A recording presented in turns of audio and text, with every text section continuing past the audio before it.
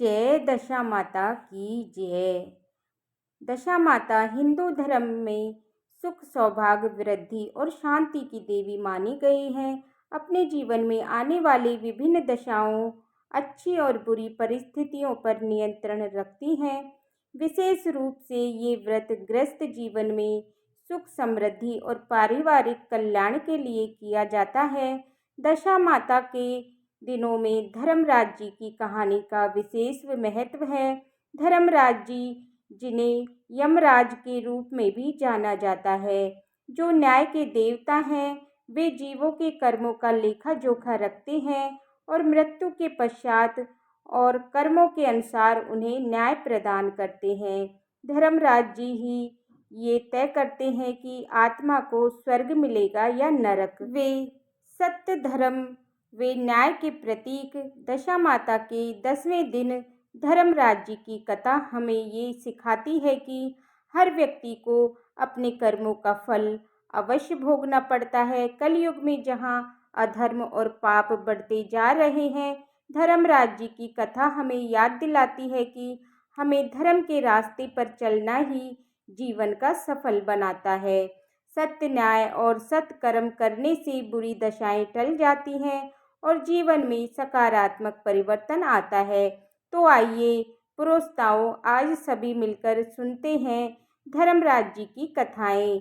इससे पहले हमारे चैनल पर दशा माता की सभी कथाएं सुनने के लिए आप सबका बहुत बहुत आभार। धर्मराज जी की पहली कहानी। एक बार तो दो सेठानियाँ थी। एक के घर में धन तो बहुत था, लेकिन वह बहुत कंजूस थी।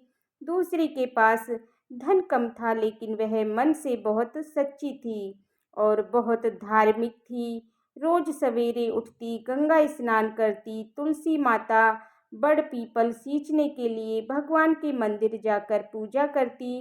नियम से धर्मराज जी की और सूरज भगवान की कहानी सुनती। भगवान को भोग लगाकर अतिथियों को जिमाती।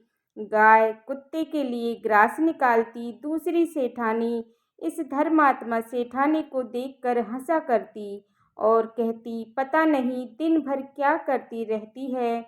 कुछ समय के बाद दोनों सेठानियों को भगवान के यहाँ से बुलावा आ गया। मृत्यु के बाद धर्मात्मा सेठानी के लिए तो यमराज जी ने विमान भेजा और दूसरी को यमराज जी के दूत मार मार कर ले गए।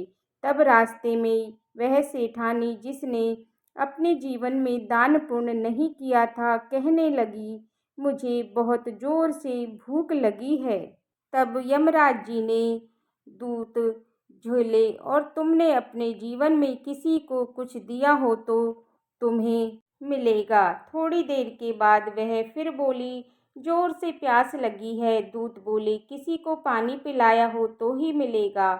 आगे चलकर रास्ते में उसके पैरों में कांटे चुभने लगे, गर्मी पड़ने लगी, तो दूत उसे घसीटते हुए ही ले गए।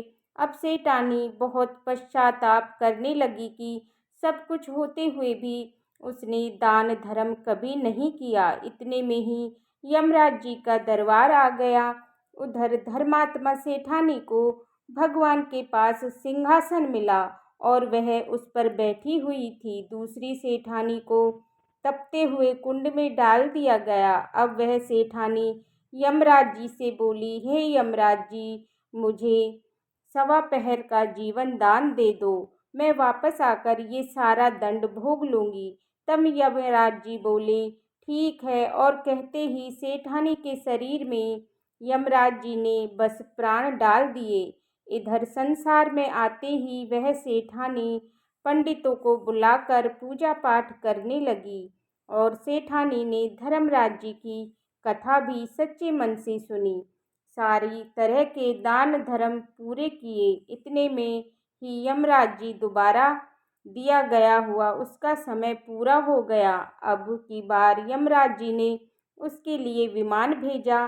सवा पहर के दान से इस प्रकार सेठानी को स्वर्गलोक मिल गया। हे धर्मराज जी, जैसी कृपा आपने सेठानी पर की, वैसी ही इस कथा को कहते सुनते और हुंकारा भरते सभी भक्तों पर करना।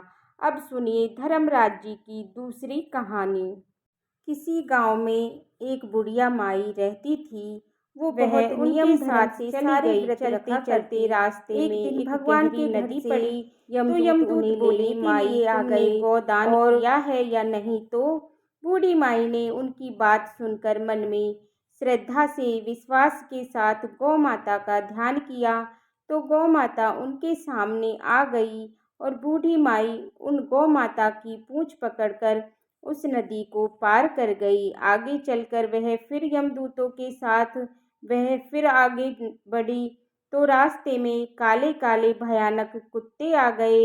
यमदूत फिर बोले कि बूढ़ी माई, कभी कुत्तों को खाना दिया था क्या? बूढ़ी माई ने मन में ही कुत्तों का ध्यान किया तो वो रास्ते में चले गए। अब बूढ़ी माई यमदूतों के साथ फिर आगे बढ़ी तो रास्ते में कौवों ने उसके सिर पर चोंच मारना शुरू कर दिया। यमदूत बोले, कहो बूढ़ी माई, कभी ब्राह्मण की बेटी के सिर में तेल लगाया था क्या? बूढ़ी माई ने ब्राह्मण की बेटी का ध्यान किया तो कौवों ने चोंच मारना बंद कर दिया। कुछ आगे बढ़ने पर बूढ़ी माई के पैर में तो बहुत लंबे लंबे कांटे चुभने लगे।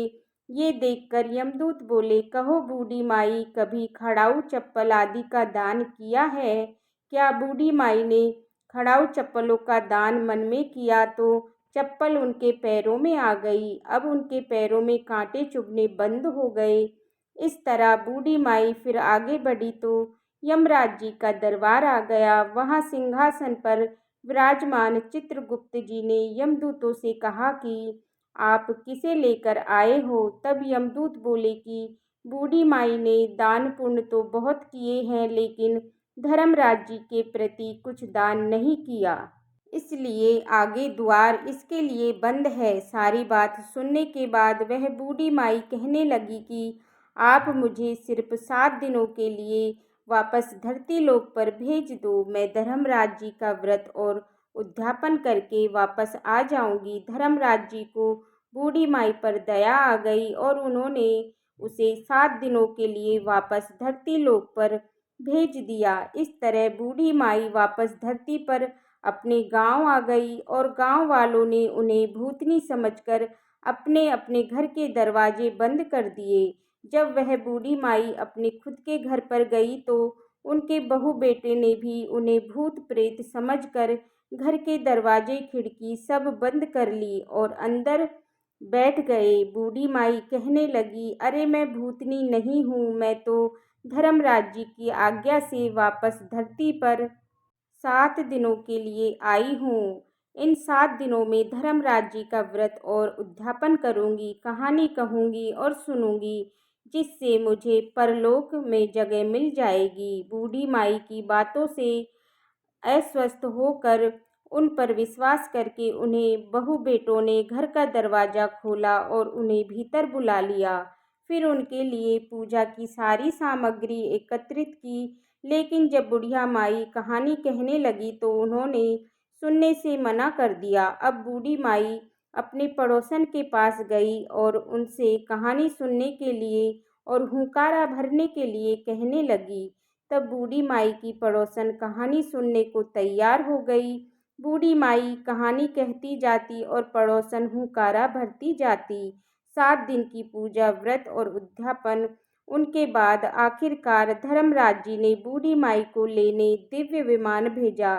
स्वर्गलोक में विमान आया देखकर अब तो बूढ़ी माई के बहू बेटे भी और साथ ही साथ सारे गांव वाले भी साथ ही स्वर्गलोक को जाने के लिए तैयार हो गए। ये देखकर बूढ़ी माई कहने लगी, अरे तुम लोग कहाँ के लिए तैयार हो रहे हो? मेरी कहानी तो केवल मेरी पड़ोसन ने सुनी है, इसलिए वही साथ जाएगी। सारे गांव वाले अब बूढ़ी माई से उसी समय धर्मराज जी की कहानी सुनाने का आग्रह करने लगे। तब आखिरकार बूढ़ी माई ने दयालु होकर उन्हें धर्मराज जी की कहानी उन्हें सुना दी। कहानी सुनने के बाद सारे गांव वाले भी और उसके परिवारजन भी उसी विमान में बैठकर स्वर्गलोक को चले गए। तब धर्मराज जी कहते हैं कि मैंने तो विमान केवल बूढ़ी माई को लाने के लिए भेजा था, ये सारे के सारे यहाँ कैसे आ गए? तब बूढ़ी माई कहने लगी, हे धर्मराज जी, मैंने केवल अपने जीवन में जो भी पुण्य किए हैं, उसमें से आप आधा भाग आप मेरे गांव वालों को और मेरे परिवारजनों को दे दो। इस तरह से धर्मराज जी ने में स्वर्गलोक में जगह दे दी। हे धर्मराज महाराज, जैसे आपने बूढ़ी माई के साथ उनके सभी गांव वालों को स्वर्गलोक में जगह दी, उसी तरह से इस कथा को कहते सुनते हुंकारा भरते हुए सभी भक्तों को देना। प्रेम से बोलिए, धर्मराज जी की जय। जय दशा माता की जय। प्रिय भक्तों, ये थी आज की कथा। अगर आपको कथा अच्छी लगी हो तो कमेंट बॉक्स में धर्मराज जी की जय लिखने के साथ साथ हमारे चैनल पर दशा माता की सारी कहानियाँ ज़रूर सुनिएगा। और हमारे चैनल को अभी तक सब्सक्राइब नहीं किया है तो प्लीज़ सब्सक्राइब कर लीजिएगा, ताकि आपको हमारे चैनल पर सुनाई जाने वाली सारी कथाएं समय पर मिल सके। देखने के लिए बहुत बहुत धन्यवाद।